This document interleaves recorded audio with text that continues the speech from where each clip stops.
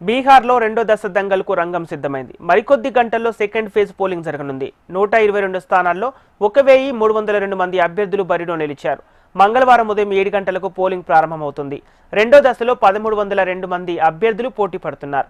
వీరిలో 136 మంది మహిళలు, 1165 మంది పురుషులు, ఒక ట్రాన్స్జెండర్ ఉన్నారు. ఇందులో చాలా మంది అభ్యర్థులు మూడేసి అసెంబ్లీ నియోజకవర్గాల్లో పోటీ చేస్తున్నారు. ఇక కైమూర్లోని రెహతాస్లోని సాసారం, గయాలోని గయా సిటీలో ఏకంగా 22 మంది అభ్యర్థులు బరిలో ఉన్నారు.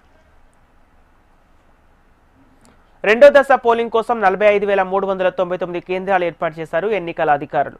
గ్రామీణ ప్రాంతాల్లో 40,073 బూతులు, పట్టణ ప్రాంతాల్లో 5,326 బూతులు ఉన్నాయి. వీటిలో 45,388 జనరల్ బూతులు ఉండగా 11 సహాయక బూతులు ఉన్నాయి.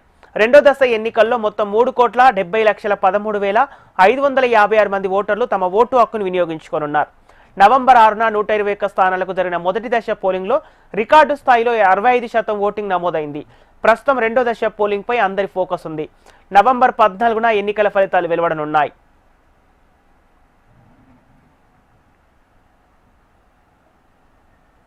రాష్ట్రంలో ఎన్నికలు సజావుగా సాగేందుకు ఎలక్షన్ కమిషన్ భారీ బందోబస్తు ఏర్పాటు చేసింది. బీజేపీ పాలిత రాష్ట్రాల నుంచి ప్రత్యేక బలగాలను నియోజకవర్గాలకు రప్పించారు.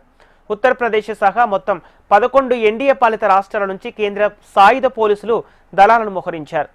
పోలింగ్ బూత్ల దగ్గర 3 అంచెల భద్రత ఉండనుంది.